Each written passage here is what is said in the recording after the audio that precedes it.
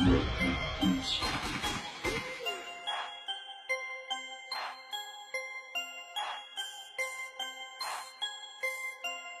at this.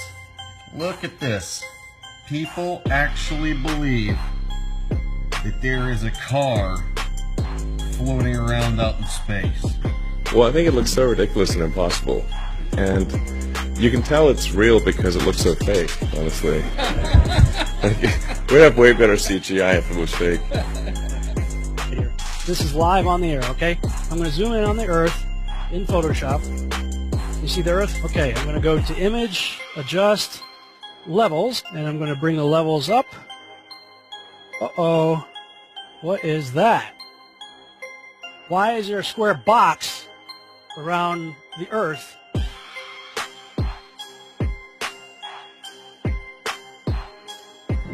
It is Photoshop, but it's has to be. It is Photoshop, but it's has to be. It is the world that has been pulled over your eyes to blind you from the truth. What truth? That you are a slave, Neo. Like everyone else, you were born into bondage, born into a prison that you cannot smell or taste or touch. A prison for your mind.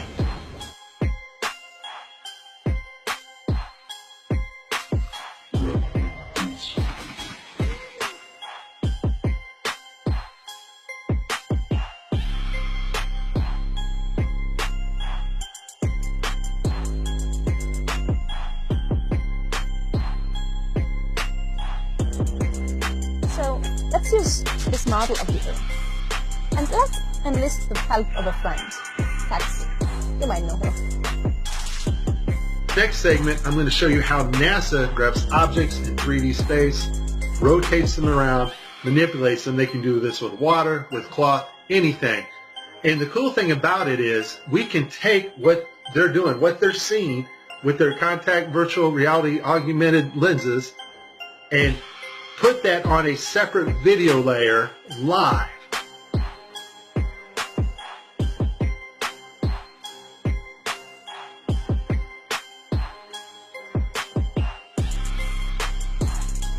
Okay, I have a lot of Tim Peak screw-ups, but this one here, the system glitches, the software does not track his hand properly, and Tim slips his hand underneath his other fingers, which is tightly holding onto the mic, which would be impossible.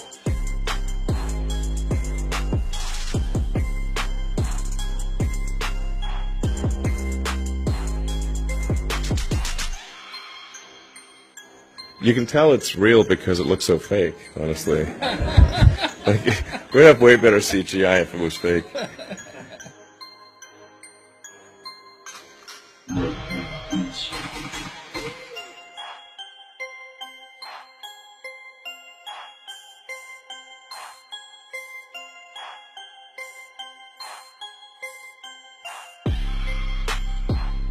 Just another example of NASA faking space. Let's take a look here at this supposed image of Jupiter. Nothing more than CGI fakery. The supposed auroras.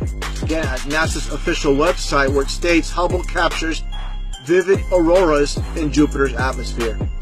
Here's the problem. The date of June 30th, 2016. Now take a look at this. Another so-called official image of Jupiter. This one's from back in 2014. You see the problem here? Now let's take a closer look at the supposed two images provided from NASA of Jupiter. All the clouds are in the same exact position. Here's a side-by-side. People can't see what's taking place here with NASA. Nothing more than fakery. I mean, give me a break. This is a complete insult. You have a brain in your head.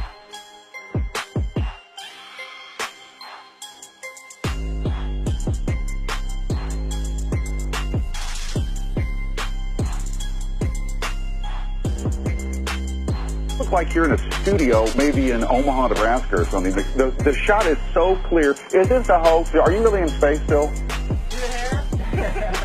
I don't know. We're going to have to do something for you.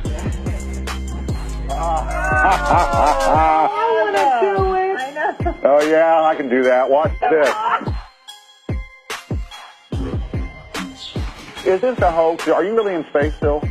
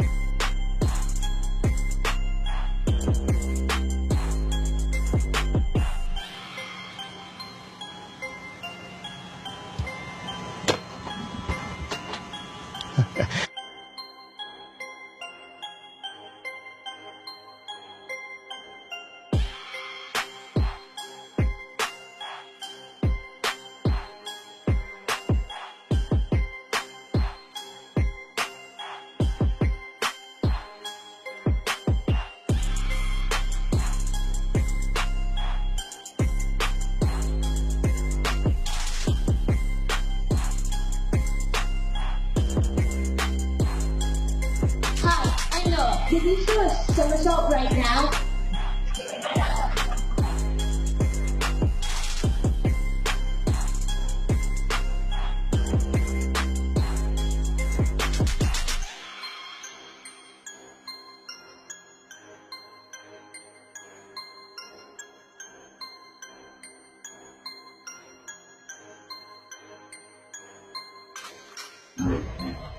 Is this a hoax? Are you really in space still? See the hair? See the hair? And they just start making stuff up. Yeah. Like that Neil Armstrong guy. Have you seen him on the talk shows? Neil Armstrong, you mean the first man to walk on the moon? Talk about a fish story. Yeah. Man, and they're buying it. Oh, yeah. Yeah.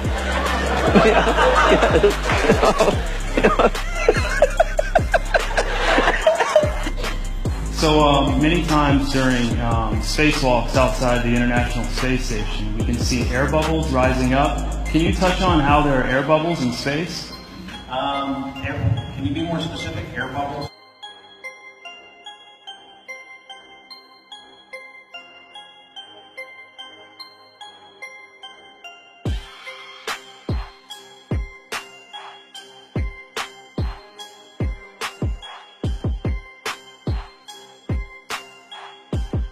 So yeah, like a lot of times during the footage, the NASA footage, you can see bubbles coming up out of the helmets or kind of from underneath you. How do you explain bubbles in space? Yeah, I'm not sure exactly what you're talking about. Now, sometimes you get water in the helmet, and it comes either from sweat or from the cooling garments, and that's generally what that is. I've never seen any kind of air bubble anywhere. Could it be that you're filming in an underwater pool and you're not really out there?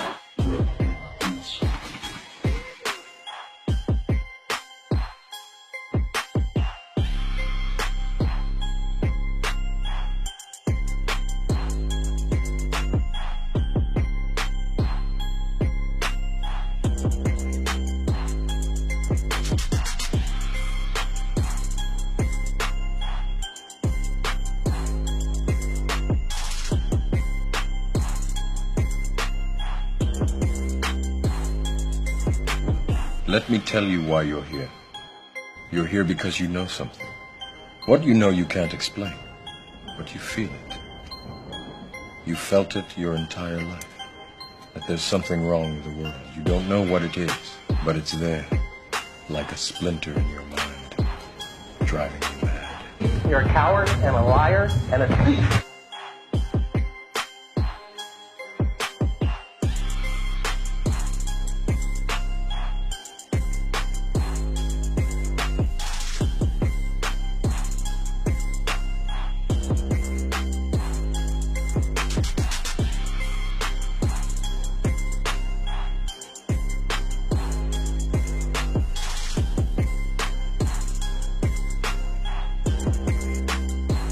In 1986, the Shuttle Challenger exploded about 74 seconds after takeoff, killing all 7 astronauts inside. Or did it? It turns out that 6 of the 7 are still alive and kicking today. Ellison Onizuka, claims to be his identical twin brother, Claude. Yeah, I've got an identical twin brother, Claude, too. The Challenger pilot, Mickey Smith, hasn't even bothered changing his name. He's now Professor Michael J. Smith of University of Wisconsin. Now, Krista McAuliffe was a bit of a sneaky one. She was the Challenger payload specialist, quite famous for being a teacher.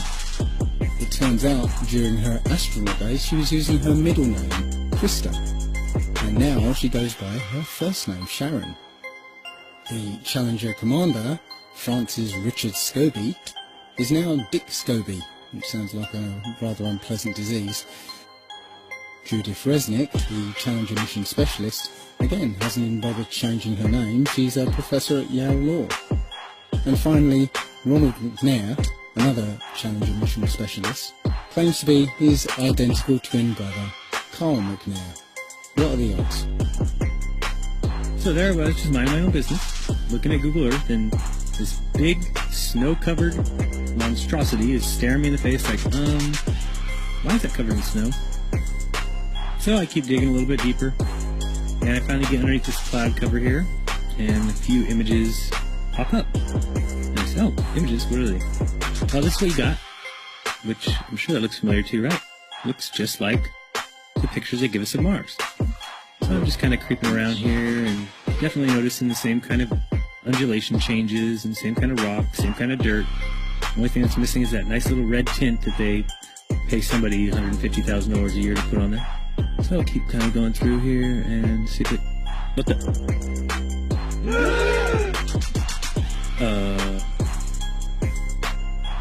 Yeah. So, oh, I got another truck. Oh yeah, it says NASA. What's that say? Mars Project? I think I found out where Mars is, guys. At some point in the future, we're going to look back and say, how did we do it without space? The kinds of technologies that we're testing out on Space Station are definitely helping us with our goals of going beyond low Earth orbit. Early in the next decade, a set of crewed flights will test and prove the systems required for exploration beyond low Earth orbit.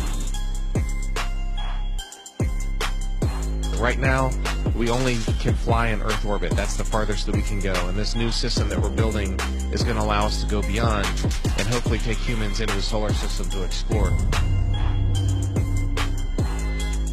As we get further away from Earth, we'll pass through the Van Allen belts, an area of dangerous radiation. We must solve these challenges before we send people through this region of space. We must solve these challenges before we send people through this region of space.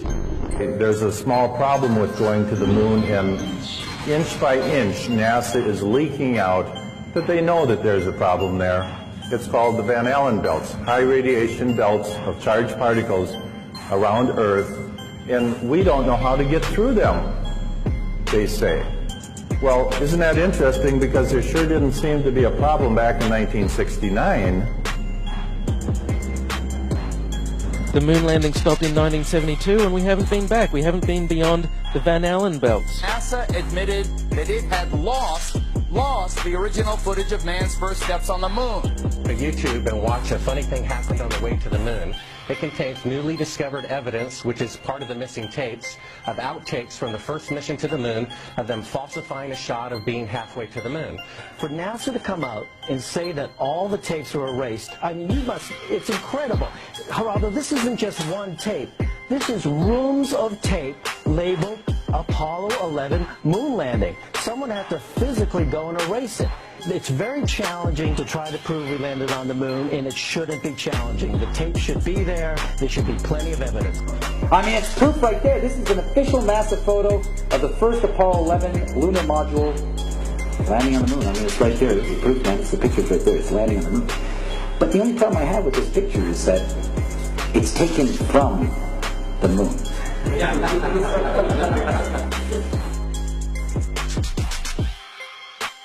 People who believe they saw the landing on the moon because they heard it on the radio.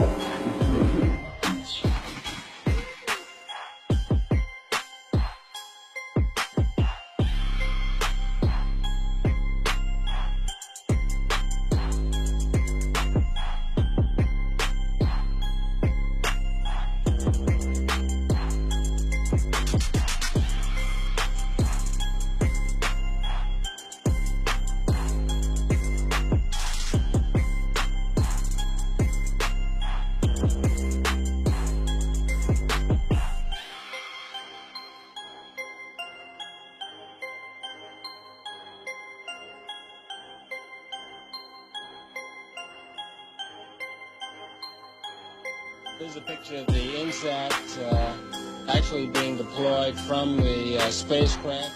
Did you see it in the background? There was a guy in the background, man. I'm not kidding you. You can't deny that that's someone in the background. There's a guy moving in the background.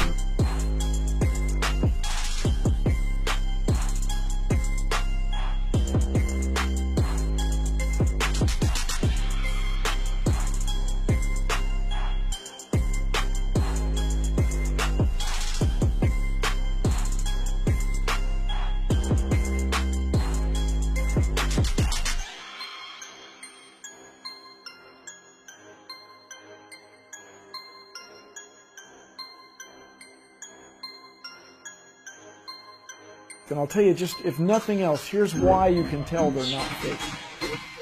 Just to create the paperwork, that amount of paperwork would make faking it prohibitively expensive. No one could afford to generate that much documentation. All of that happened in a little town called York, Maine, across the United States from where we're talking to you right now. Across the United States from where we're talking to you right now. My research of the last year has led me to the conclusion that not even low Earth orbit is possible, that the International Space Station is a hoax, and all manned space travel is fake. First though, let's have a look at the International Space Station. I want to talk about some of the anomalies I see there. For the inside of the International Space Station, there are a couple of zero-gravity tricks that they use to fake it. The first is they have a complete mock-up of the International Space Station built on the inside of an airplane. And that airplane does a bunch of rises and falls. It does an upside-down parabolic trajectory, and that simulates zero gravity. The other main way they simulate the zero gravity is with suspension in front of a blue screen. And they use that trick for extended periods of time, for longer than 45-second segments. But they can't move around as much. They can't do the acrobatic flips and rolls in the extended mode. So there's full motion mode where they can fully move around, and that's faked in plane. And then there's suspended or extended mode where they're suspended by wires in front of a blue screen. They don't move around as much, but they can make the scene last for a longer period of time. The extended mode is much quieter than the full motion mode. In full motion mode, you can actually hear the sound of the jet engines, the engines of the airplane.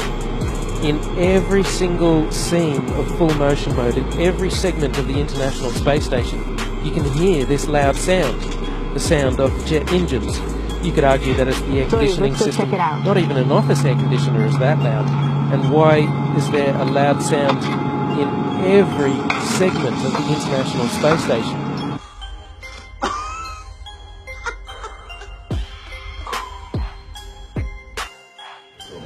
Mr. Armstrong, part several, ABC Digital. Wanted to give you the opportunity to swear on the Bible that you walked on the moon. Will you put your left hand on the Bible and swear to God that you walked on the moon? You have $5,000 cash. You can give it to charity if you swear on the Bible that you walked on the moon. I have the tape. That'd be fine. Why don't you swear to... Why not? Why won't you do it?